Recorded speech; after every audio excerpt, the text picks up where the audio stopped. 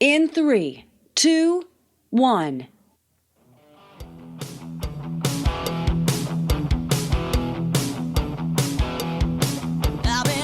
Hey everyone, welcome to Talking Headless.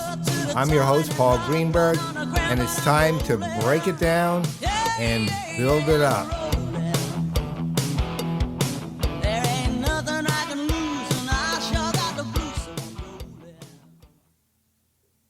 I have to say, I'm not totally wedded to that catchphrase of break it down and build it up that I threw in at the end of the introduction a few seconds ago. But I want a catchphrase, so maybe you can help me find one. You know what I do. I mean, those of you who know me know what I do. And I'm going to lay out things. I'm going to strip them of hype. I'm going to rebuild them around what's actually valuable. And I'm going to provide, I hope, some fresh thinking on how to actually do things and how to look at things. So I'll leave it to you. If you can come up with a catchphrase that works for me, not only will I attribute it to you, but I will also figure out some sort of prize that I'll give you. Now, before we get into the show, there are a number of changes I'm making that you'll see reflected this time. Rather than 4 segments, I'm going to go to 3 segments. And part of that reason is very simple. The last show was an hour. This one needs to be shorter. And from here on, it needs to be shorter. I originally wanted 30 minutes. I'm guessing, at least initially, I'll start with about 45 minutes, but we'll see by the end of the show what it all adds up to. But it won't be an hour. Second, segment 1, which was the news, is actually a little more catch-all than that. In that, I might discuss something in the news. I might give you a perspective on a trend or something going on that is noteworthy that I want to point out. I might tell you a story that has a universal lesson, which is pretty much what I'm going to be doing today. That becomes more catch-all. Segment 4, which was yes or no, will be eliminated. Segment 3, which was the definition segment, will be replaced by what's called the People's Playbook. And what that is basically I'm going to be practical, right? I'm going to say, here's why whatever it is I'm talking about is something you need to do. Here's what it means. Here's the value. And here are 5 things you can do to get started in that. Sometimes there'll be general things. Sometimes there'll be highly specific things. Sometimes there'll be a mix of both. But ultimately, what we're dealing with then is a 3-segment show with multiple changes that will hopefully be shorter and thus keep your attention better. And with that, I think I will be quiet so we can get into segment 1, which is the news segment, which again, news or story or trend analysis. What's going on?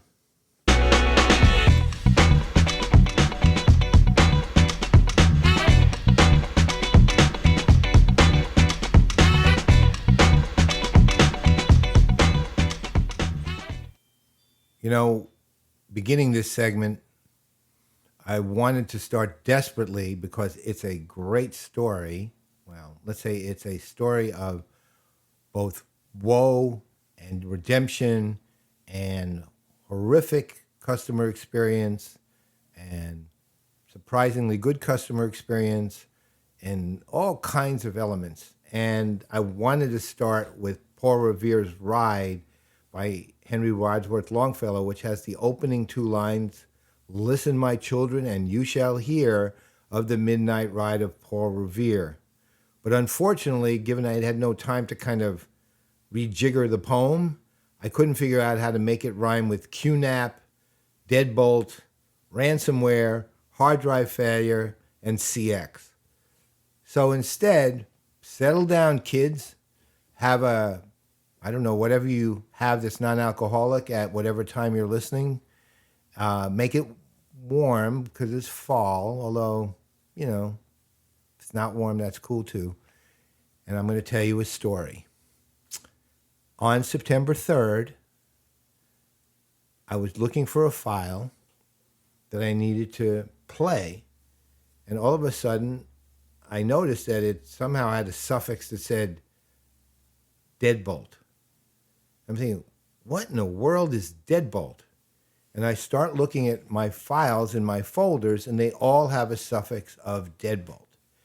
Every file in all my folders, which, as it boils down to, is somewhere between 600,000 and 800,000, and maybe as much as almost 1 million files totaling 14 terabytes, had been encrypted by a ransomware gang named Deadbolt. And I was not freaked out, because I don't get freaked out that easily, but I was not happy. So I began looking at where this came from and noticed that the entire encryption process was all on my NAS drive. For those of you who don't know what NAS means, it stands for Network Assisted Storage. It's a long story, but theoretically, the drives are designed to both secure and protect files, yeah, right, and at the same, more importantly, provide storage that, if in the case of hard drive failure, can be restored very easily because of redundancy built into the drive. I have one from QNAP, QNAP. Okay, I want you to remember that name because they come up frequently. So I start going to QNAP's website. I find out that Deadbolt is a very well organized ransomware gang, and that they have attacked the QNAP servers this year alone 4 times, right? And you know what? I never heard a word about that. And we'll get to this in a little bit. So I had 2 things I could do. I could try to get the files decrypted without paying, or I could pay. I talked to some cybersecurity experts, and the net effect was I had to pay. And I did. I paid because I had so many files. I paid 0.05 Bitcoin. Now, again, I'm not a Bitcoin guy. Well, again, you don't know that, but I'm not a Bitcoin guy. Never have been. I think currency has to have value attached, and Bitcoin is purely speculative and will, in the long run, fail. I may be completely wrong about that. I don't care really if I'm wrong about it. I don't like it. But I learned a fascinating thing on how to pay it and track it and do all those things. So there's some lessons there. So I paid. So I get the decryption key. Now, what Deadbolt does when they take over and encrypt all your files, they leave a page in front of the actual operating system of QNAP, and it says, pay us 0.05 Bitcoin, and we will send you a decryption key. Cut and paste that decryption key, put it in this box, and they have a box for that, and it'll decrypt all your files. All right. Then they have a couple of things which made it really interesting was they said, look, if you don't trust us to give you the decryption keys, please Google it. We are very responsive, and we will get you that decryption key very quickly after the payment is made. And they explained on a separate page how to do that, how to track the transaction, and where to get the key. All right. Then they said, if for some reason you lose the page before the decryption is done, this third party named Emsisoft created a Deadbolt decryptor that requires a key, but it's a third party. We can't guarantee how good it is because we don't use it, but there is a third party so that you can get back your files even if it's decrypted. Even if decryption isn't complete.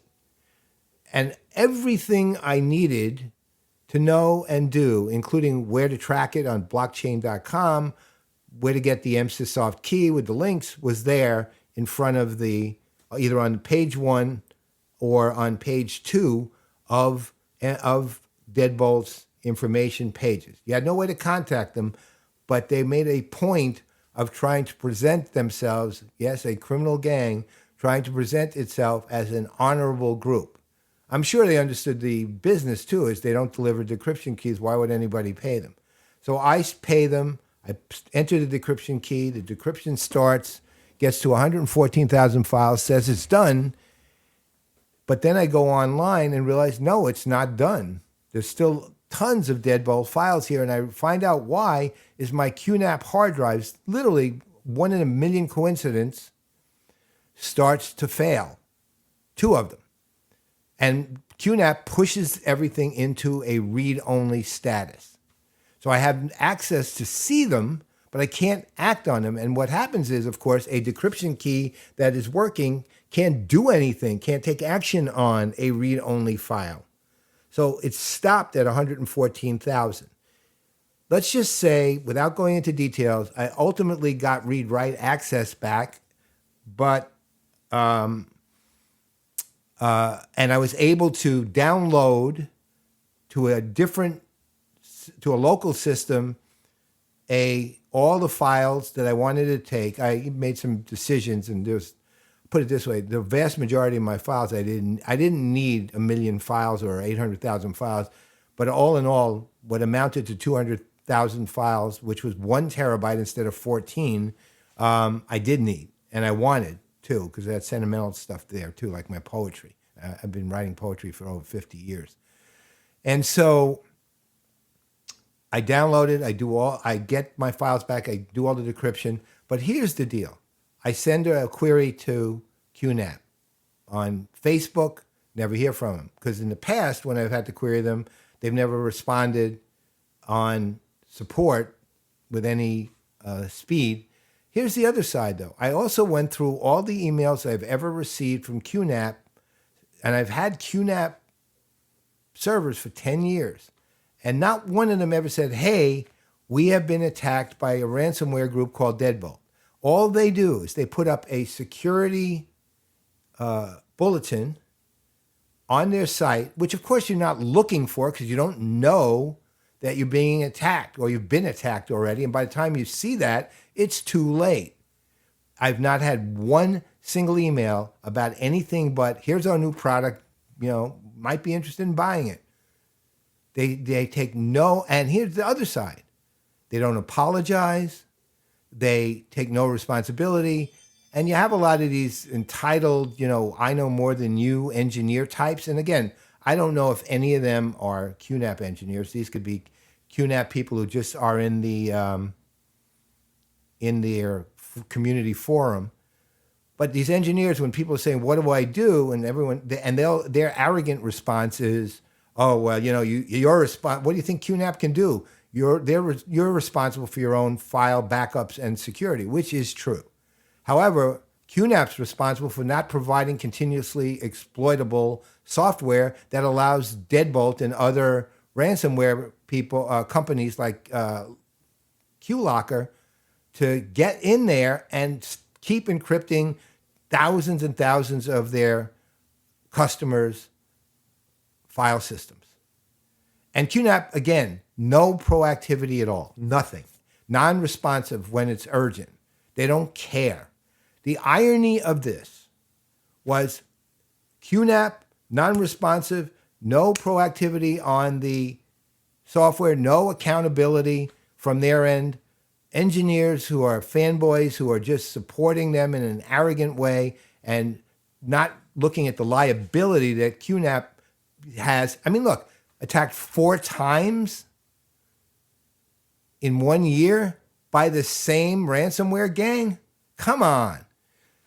The irony here is very, very funny because my customer experience with the ransomware gang, Deadbolt, was better than my customer experience with QNAP. QNAP, non-responsive. Deadbolt, all the information I need. Look, they're a criminal gang. Okay, they should be indicted, arrested, thrown in jail. They should be destroyed. Okay, and I have no qualms about that. But I have to tell you, in the funniest thing I saw the entire week is I appreciated their CX more than I ever came close to appreciating anything about QNAP's failure. CX, big fail for QNAP. But think about it. The ransomware gang, Google us, you'll see we're trustworthy. And they had my decryption key in 2 minutes after the transaction was made. Again, criminal gang, indict, throw in jail, just so people don't think I'm, adopting the means of my oppressor, the Bettelheim syndrome. I'm not. But funny as hell, they have 1, complete explanation. 2, Google us, you'll find us reliable. 3, in case your decryption is incomplete and you lose the ability to find the page, there's this third-party key with a link to that. I mean, far better. And the irony is QNAP decided to update the system and move the page, right? So nobody could find it, even after they paid. I found it, but I was hit with the hard drive failure, so I had to deal with that first. Now everything is getting back to normal, but here's the net. Personally, I now have a Synology network-assisted storage drive. I did my research, and let's just say, without giving you the numbers, they are hit by ransomware far less than QNAP as far as I could publicly find. Okay, that's one. So QNAP and we are never doing business again, and I highly recommend against them, not because their drives are poor, but because their CX and their customer service and their responsiveness and their accountability is miserable. I mean, miserable. All right. 2, the lesson here is if, in fact, you are hit by ransomware and it's due to exploitable software, when you have engineers who have left that exploit, then you know what you do?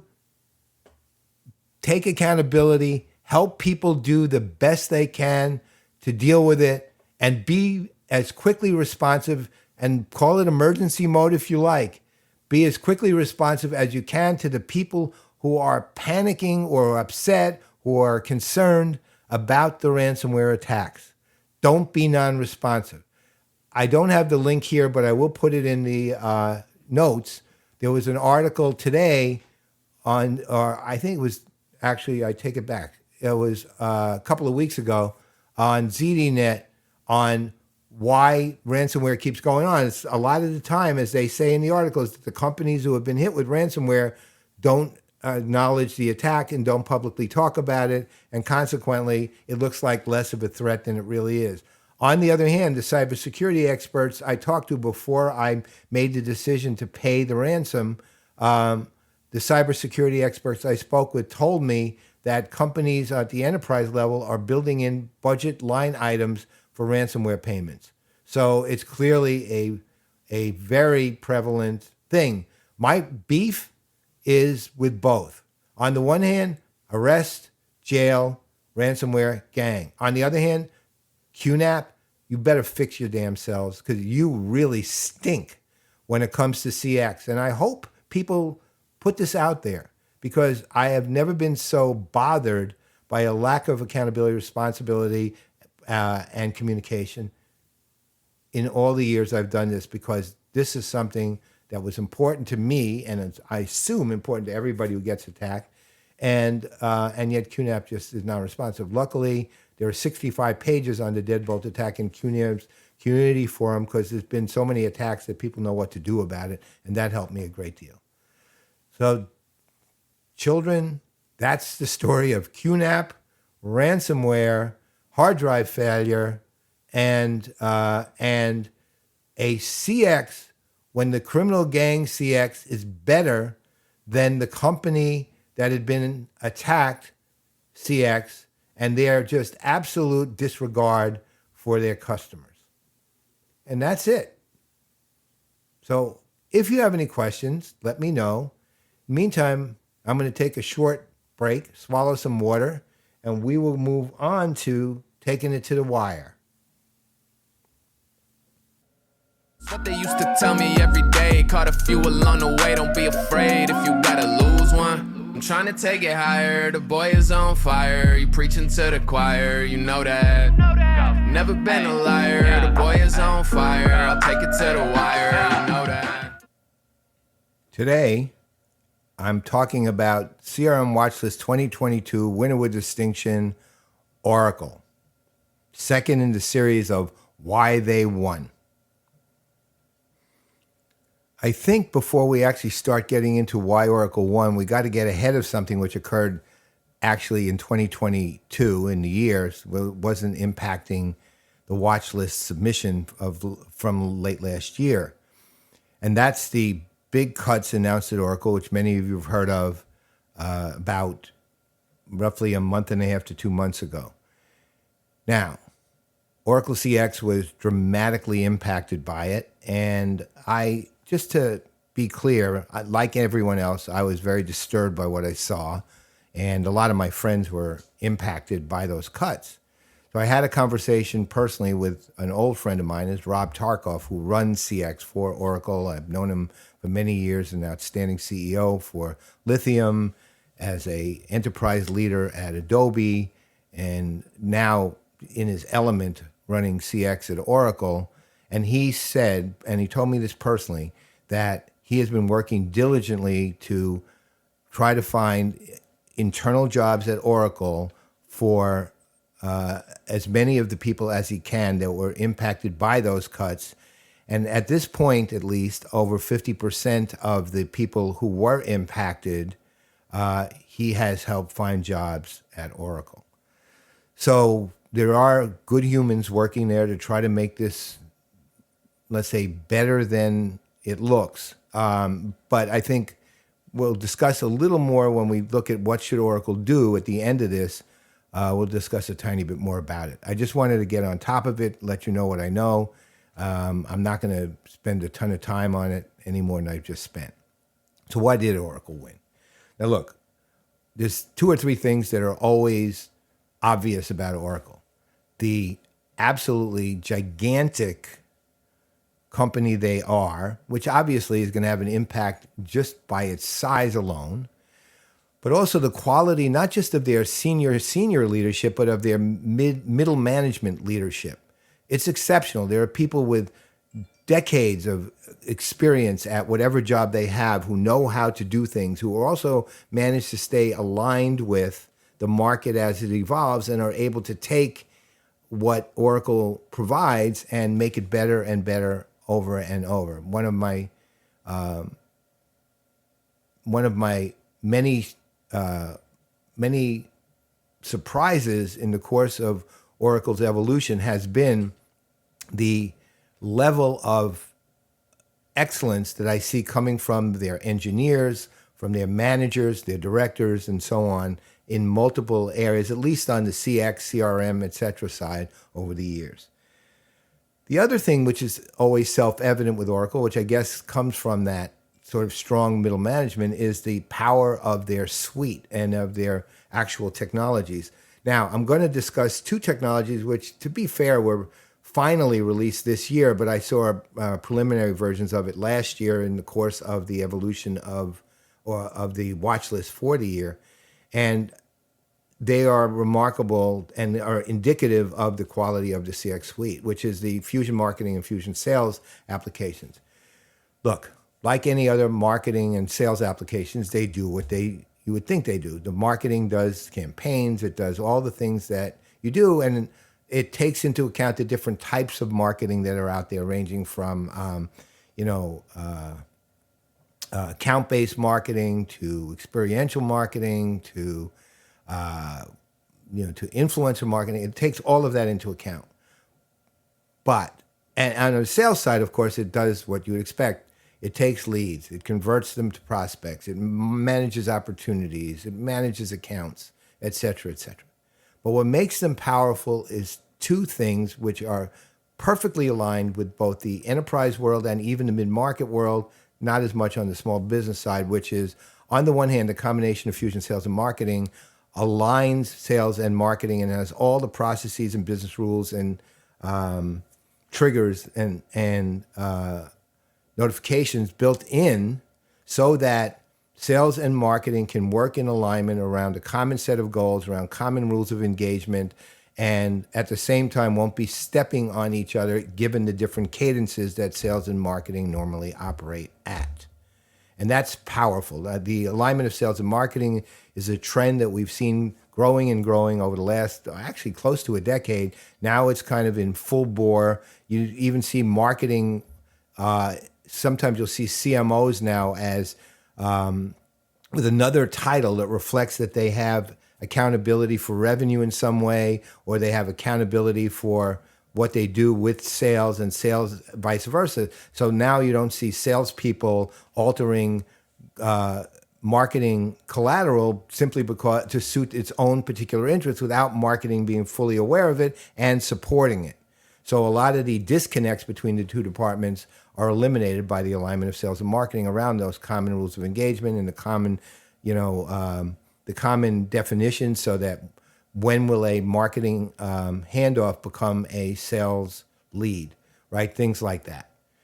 The other thing that's done, especially in Fusion Sales, which I think is very important, and the only other product that does this that I know of is Microsoft's Viva Sales, which is automated data input. Look, one of the biggest problems CRM adoption has ever had has been literally the manual input of data that salespeople especially felt was a waste of their time because it doesn't help them in terms of how they get paid, the way they make commissions, how they follow up prospects. It just adds a burden. Now with the use of really mature AI and the use of other technologies, they've been able to add automated data entry for salespeople based on whatever the profiles of those individual salespeople are and the needs of the system are. And that, of course, takes a huge burden off sales and places it right onto the actual technology itself. So that gives them more time to do what they have to do. So we're looking, and those are representative of the strength. You look at, for example, the Unity platform, they tend to call it their CDP, and it does do some of the things that, or it does do all of the things that a CDP does. But as a business intelligence platform that is driven by its brilliant AI, and it is a brilliant AI, it does so much more. To be honest, I wish Oracle would stop calling it a CDP and start calling it what it is, because it does so much more than just CDP work. So, you look at the strength of technology and you realize powerful stuff. And typically, while that's not the biggest, let's call it the biggest achievement that impacts your chance at the award, in Oracle's case, it really did have an impact. Other things that had impact, for example, and one is their very strong vertical presence, their incredibly good work with partners, and they will operate with partners that are theoretically competitive with them. So for example, they partner with Five9.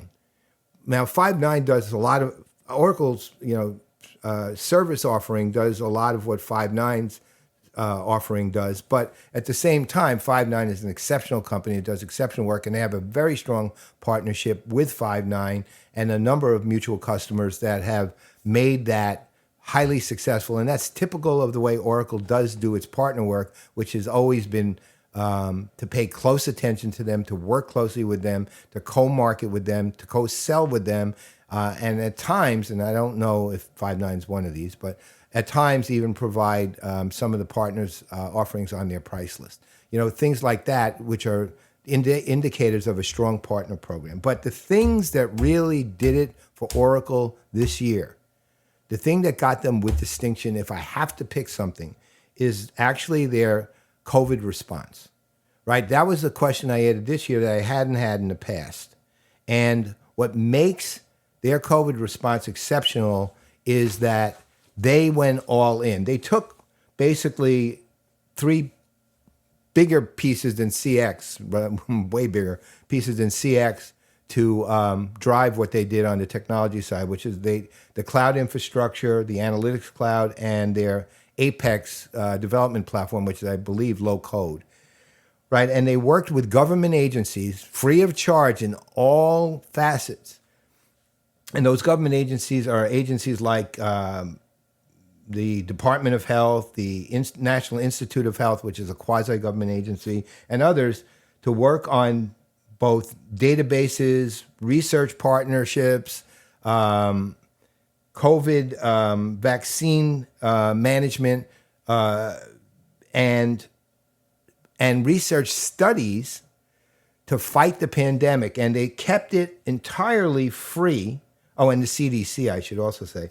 They kept it entirely free to all those agencies the whole time, and are still, by the way, in partnership with those government agencies to continue to support COVID response and health services, right? For example, one of the things they did with the National Institute of Health, they created what they called a co-VPN volunteer screening registry, and it took 500,000 volunteers in the early days of the vaccine trials and helped them register and participate in those vaccine clinical trials. And then they worked on vaccine education and recruitment for those trials and build out the videos for that. I mean, Oracle really went deep and to bat without a whole lot of, let's say, visibility or conversation about it. They worked with other agencies or non-health related, like financial assistance. So they worked with MasterCard. They worked with the city of Los Angeles to actually build what they called Civic Assist, which basically streamlined economic assistance in whatever way you wanted to do it. You could do it via MasterCard and whatever they were providing in terms of economic assistance, or also the system itself. But also the city of Los Angeles actually adopted the system too. And in 3 months, the program, the one I just mentioned, distributed 35,000 cards, which provided 36 million in direct financial assistance to 100,000 people, right? I mean, really went all in to fight for the, basically to fight for the, to be very dramatic, to fight for the continued survival of the human race and to beat the pandemic and to deal with some of the issues that were going on. Their vertical apps like Oracle Life Sciences got involved. I mean, they went all in every facet and astonishingly strong, with an astonishingly strong capability. So you take into account a very strong technology, a solid partner program, a really good and evolving vertical presence, just a giant company with a strong middle management that's getting all the things done that need to be done. And that's why you have Oracle as a winner of distinction. So the question then becomes, finally, what is it that they have to do to continue to have the impact that they had in 2021 for the next 3 years? And that's one of the criteria of the watch list. Well, one thing they have to do immediately is get ahead of this, the layoffs, and because they really haven't done much publicly about them. And I know Rob Tarkoff is starting to go public, and we hope to have him on an episode of CRM Players sometime in October so that he can answer your questions. And we really want you to participate in that when he is coming on. We'll give you plenty of notice so that you can ask him what you need to ask him. Number two is Oracle has a tendency to do competitive sniping, especially against Salesforce. And they just need to stop it, really. Oracle can stand on its own. It can stand on its strengths. It doesn't have to poke at their perceived version of their competition's weaknesses. They got to drop it. I found numbers of those in the watch list submission. I hear it out there at times. I mean, you just have to stop the competitive sniping. Number three, and this is a big one, even though I didn't talk too much about it, but Oracle wins a ton of awards for their diversity, for their and inclusion, for their and basically say very little about it other than to announce that they won it. And at the same time, they need to toot their own horn on that one. They need to start talking about the good things they do to benefit people as a whole. And, you look at their COVID response. It's a real indicator of a company that went all in to help serve and protect. And again, continue to do it for free in their partnerships with government agencies. And so whatever you think, this is a company that, with some hitches and glitches and burps, they are making progress in terms of becoming a well-rounded, diverse company that can at the same time consider real social good and still provide products that are very well aligned with the market because of the strength of that middle management team in particular. And that's, folks, is why Oracle won the winner with distinction, one of very few, for CRM Watchlist 2022. And as far as I'm concerned, we're out. I've been thinking about you, boy. Yeah, yeah. All I think about is you, boy. All I think about, yeah, yeah. Yeah, yeah. All I think about is you, boy. All I think about, yeah, yeah.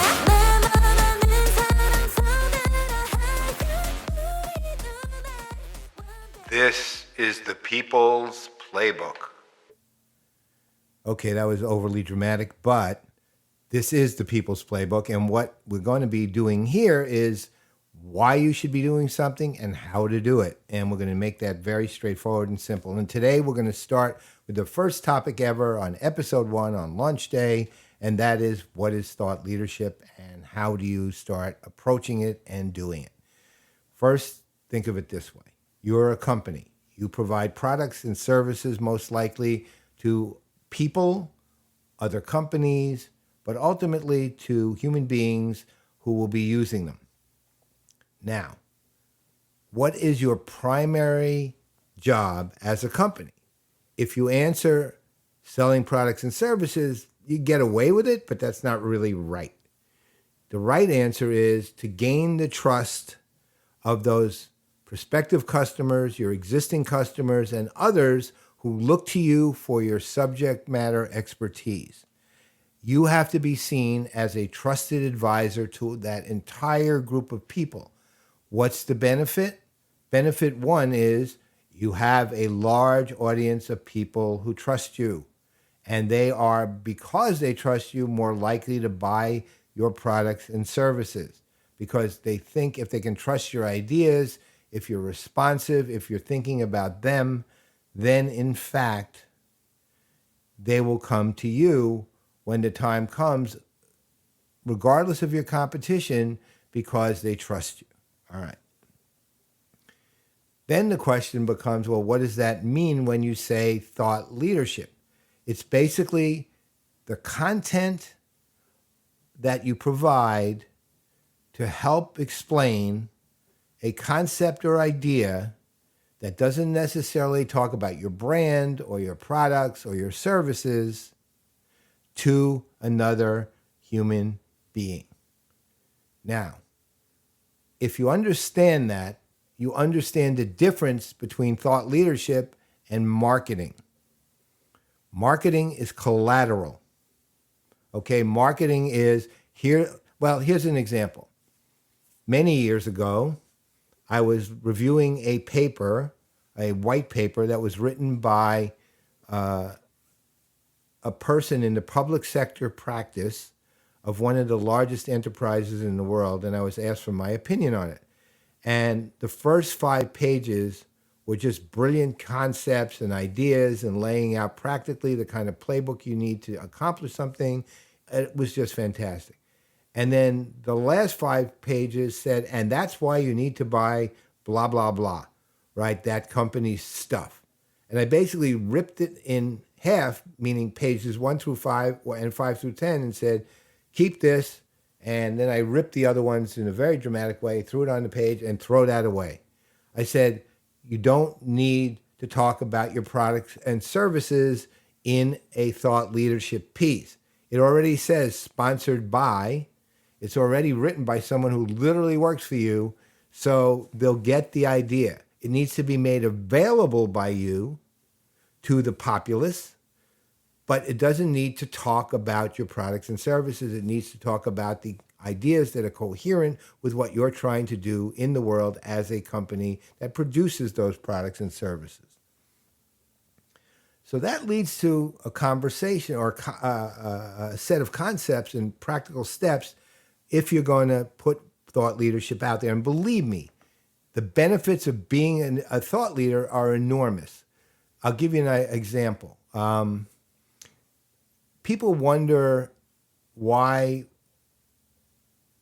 companies like Thunderhead, which was a small company, but kept winning all the magic quadrants in journey orchestration, journey analytics, in real-time interaction management, they Gartner magic quadrants, Forrester Waves. They would win it despite the fact they were always growing, but they were not competitive, let's say, and this is just in size because they don't directly compete, with a Salesforce or an Oracle or a Microsoft. But what they did from day one of their actual existence when it came to journey orchestration, etc., was they built a framework, literally intellectual property kind of framework for engagement. It was called Engage 3.0.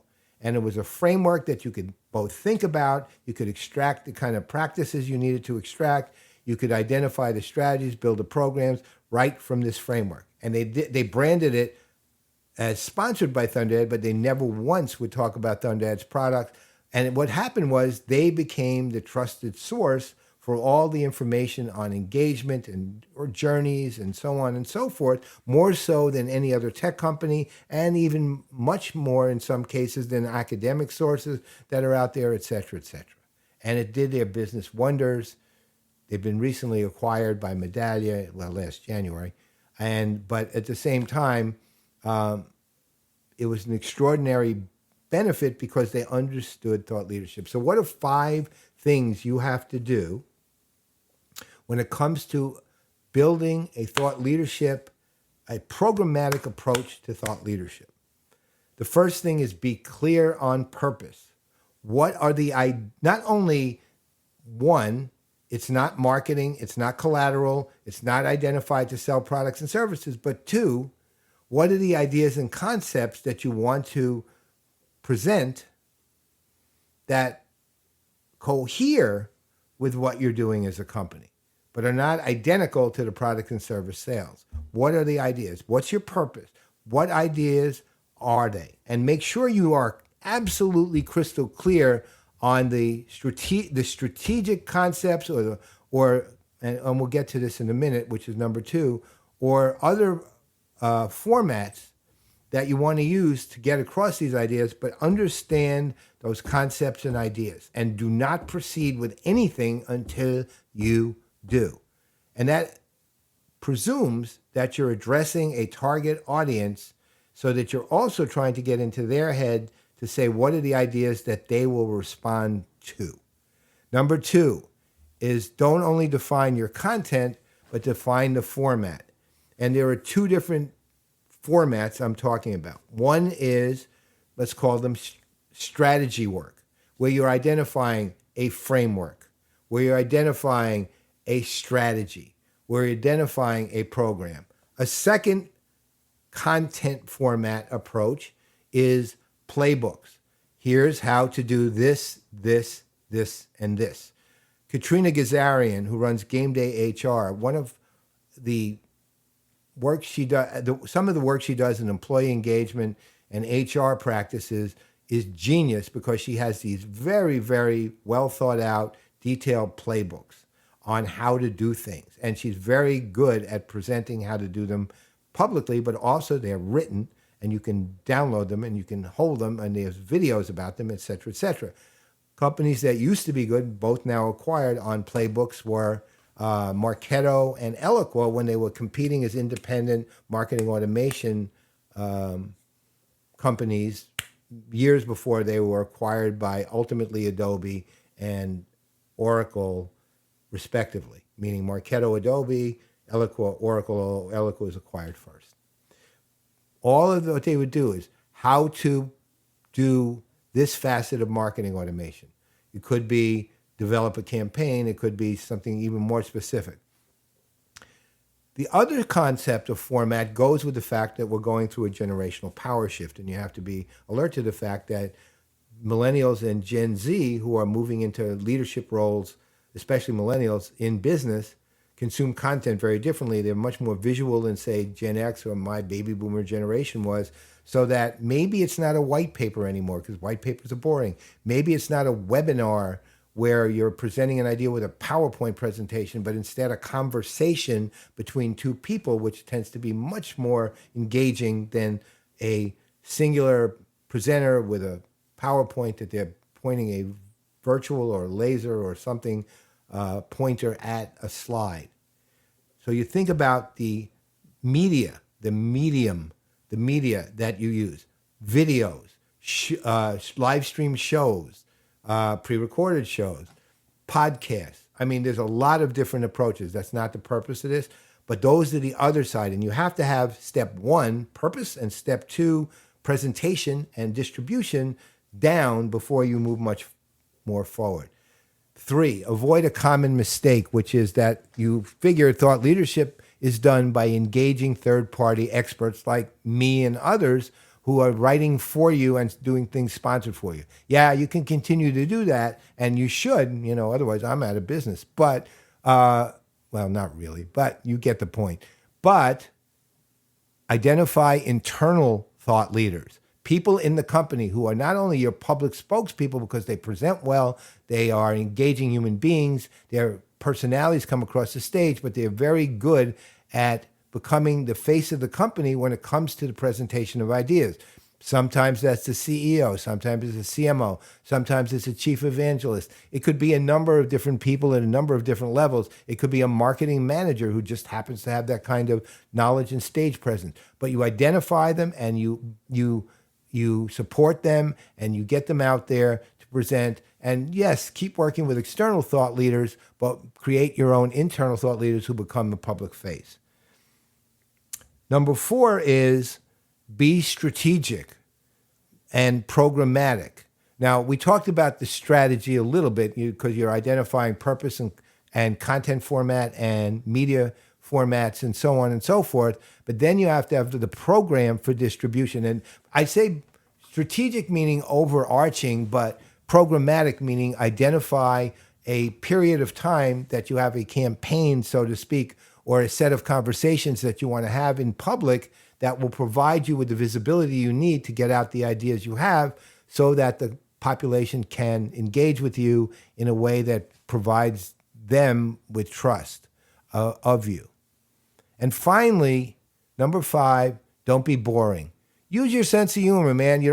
Ideas don't have to have massive gravitas. They just have to be useful and valuable, important, and people need to be able to identify with them. And sometimes that takes humor. Other times that takes just conversations.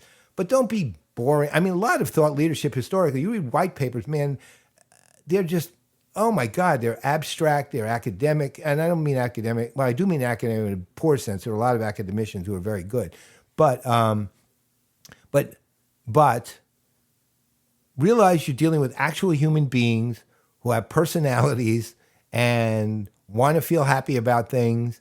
And you know what? Oracle did a study where they were looking at happiness and they found, I think the number was, and don't hold me to this, but 76% of the people who see something humorous are far more engaged with that than other forms that are out there. So don't be boring. And again, I've given you some ways to think about it. Stay tuned on this podcast. Watch Engaged with Paul and Kenny. Watch CRM Players. Watch some of our other shows.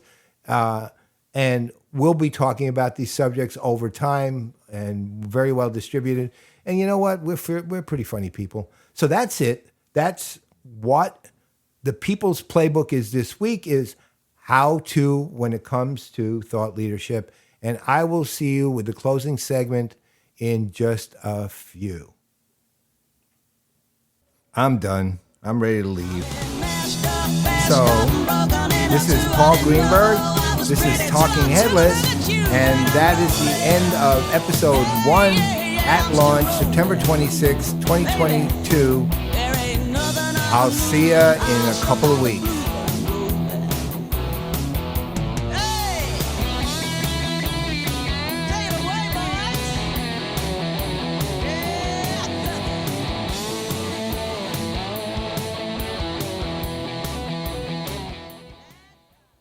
Talking Headless, a PPN digital broadcast.